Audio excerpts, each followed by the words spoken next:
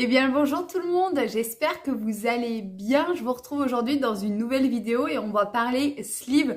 Vous m'excuserez pour le décor de l'arrière, juste ici à mon linge que je dois ranger et la porte du placard que Pierre n'a encore pas fermée.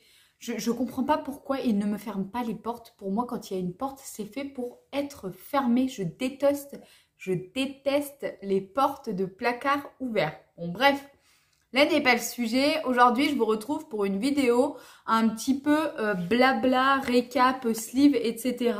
Ça fait maintenant un petit moment que je vous ai pas parlé. Je crois juste de ça. J'ai dû vous faire un bilan il y a 2 mois, il me semble.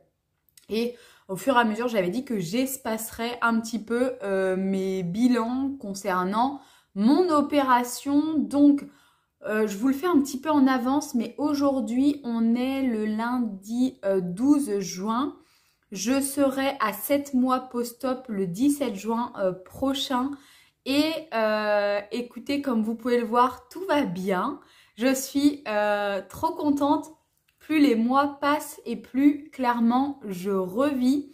Au niveau de la perte de poids, aujourd'hui, à la pesée ce matin, j'étais à 79,9 kg. J'ai enfin passé sous la barre des 80 kg. En termes d'objectifs, le mien personnel était d'arriver aux alentours de 70 kg, voire 75. Et là, je peux vous dire que déjà à 80, je suis plutôt très satisfaite de l'apparence que je dégage et de comment je me sens dans mon corps. Donc, j'essaye relativement de faire assez attention pour peut-être commencer à stabiliser mon poids puisque j'ai peur qu'avec 10 kilos en moins supplémentaires, ça ne me convienne pas, tout simplement. Il y en a beaucoup qui voudraient perdre le plus possible. Et moi, la seule chose dont je pense, on va dire, c'est de me sentir bien dans ma peau. Et autant vous dire que je pense qu'en ce moment, je dois être à 80-90% sur l'échelle de la sensation de bien-être.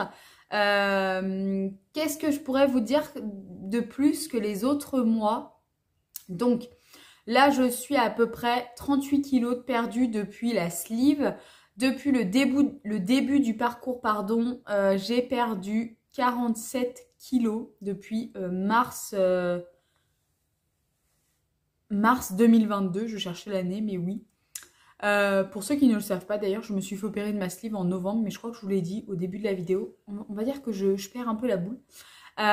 Concernant l'alimentation, écoutez, c'est toujours de mieux en mieux. Je mange vraiment de tout.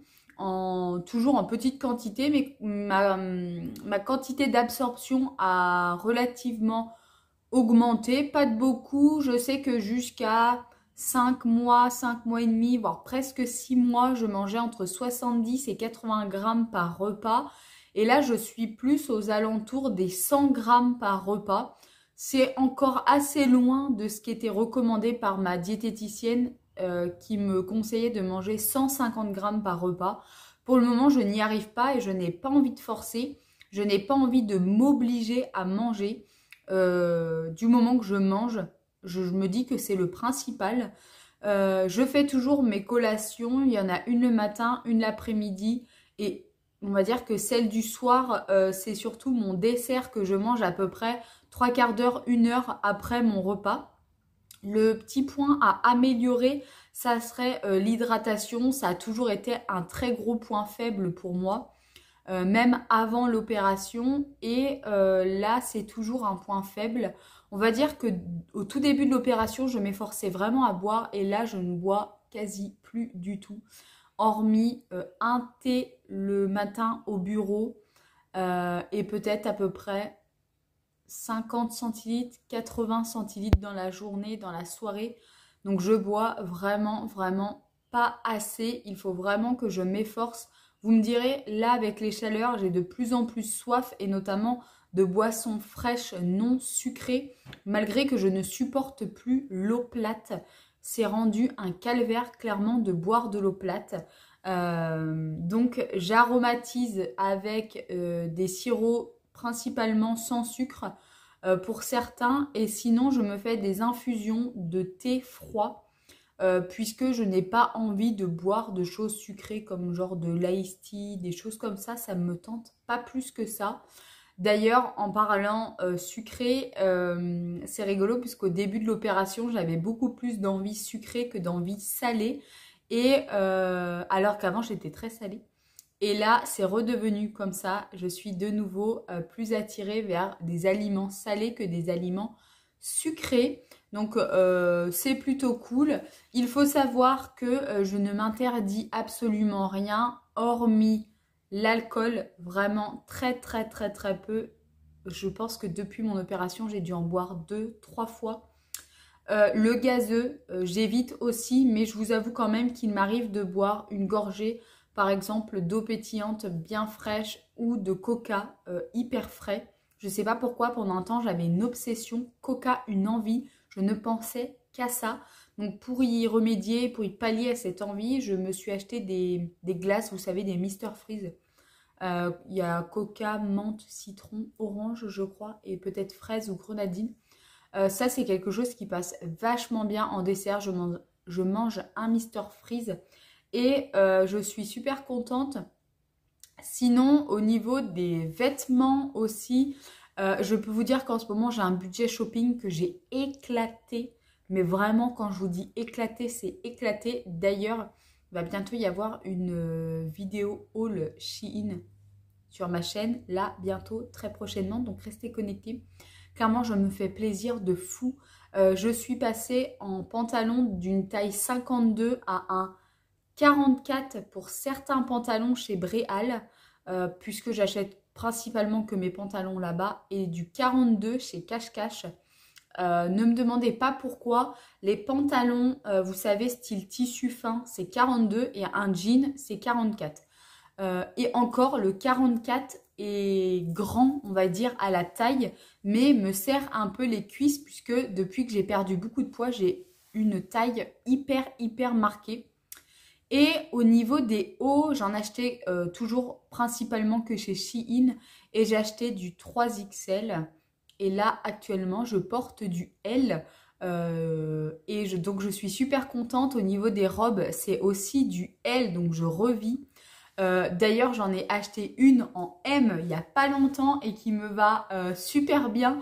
Donc déjà, si on m'avait dit que j'allais reporter une taille L, je l'aurais jamais cru. Mais alors, une taille M, encore moins. Souvent, j'ai des questions qui reviennent sur Instagram concernant la poitrine, la peau, etc. J'ai pas trop de dégâts, je pense, avec 47 kilos de perdu. Sincèrement, j'ai pas trop de dégâts au niveau de la perte, de la pendaison, je sais pas comment on dit, du ventre, etc., de la peau qui pend. Je m'estime encore relativement assez chanceuse. J'avais déjà la peau du ventre qui tombait, mais celle-ci est quand même remontée, même si j'ai un tout petit peu le tablier. Pour vous dire, par exemple, avant, je ne voyais pas mon pubis et maintenant, je le vois très bien, chose qui n'arrivait pas.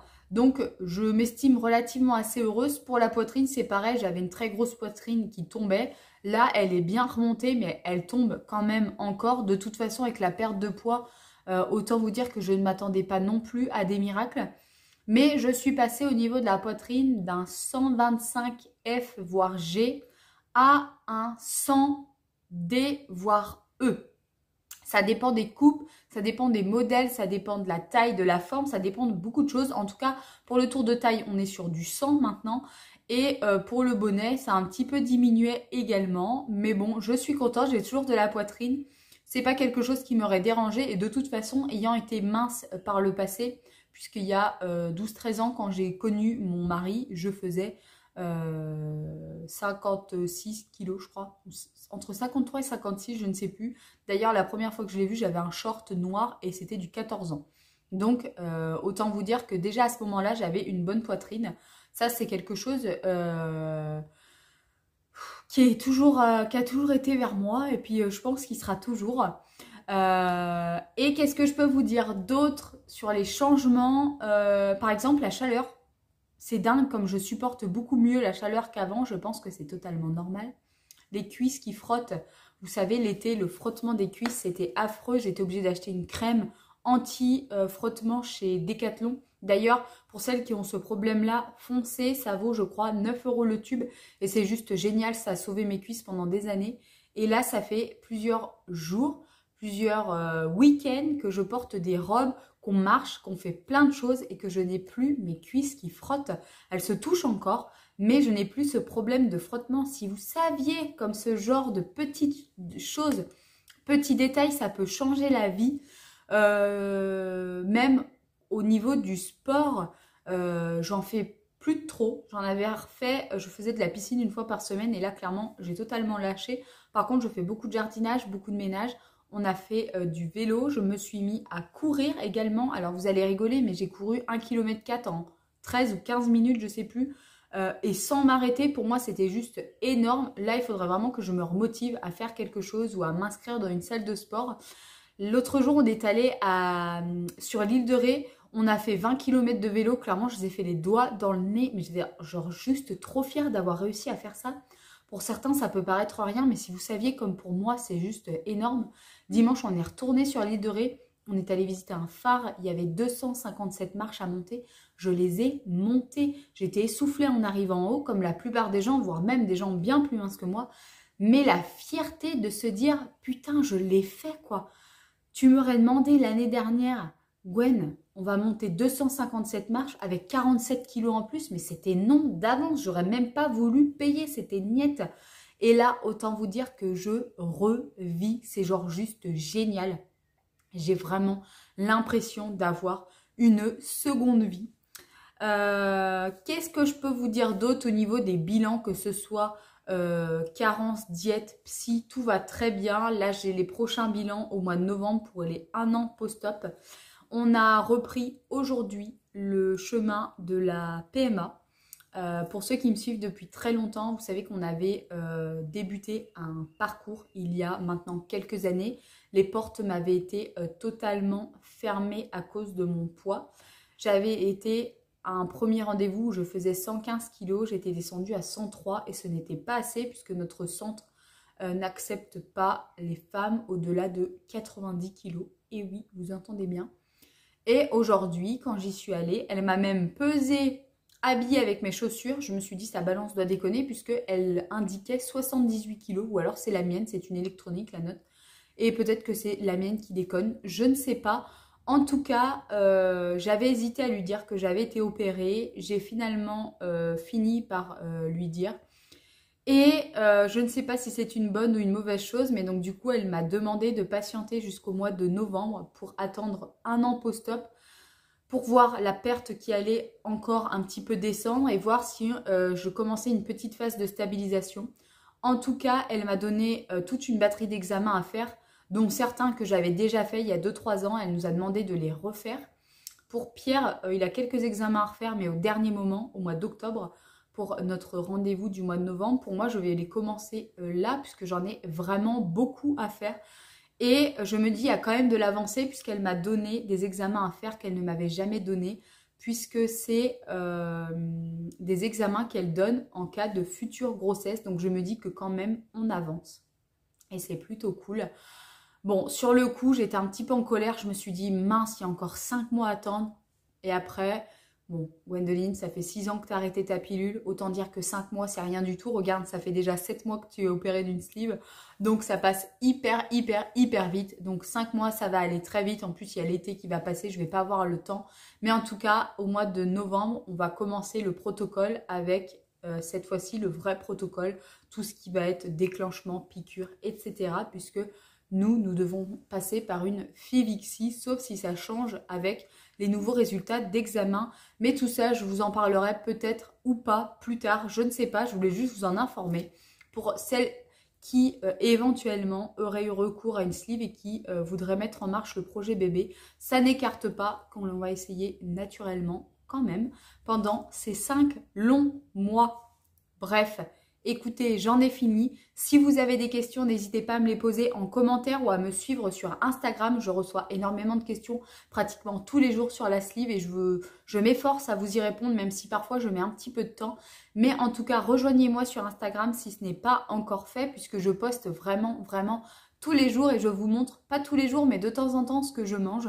Au début, je le faisais vraiment tous les jours et là, j'ai un petit peu réduit. Je le fais moins, mais je vous montre quand même de temps en temps ce qu'il y a dans mon assiette, les quantités et le temps que je prends pour manger. Je vous ai pas parlé d'ailleurs du temps, mais au minimum, je mets entre 20 et 25 minutes pour manger mon assiette. J'essaye de bien prendre mon temps pour bien mâcher, poser ma fourchette entre chaque bouchée, etc. Toutes ces petites recommandations qui sont faites lorsque vous entamez votre parcours Slive.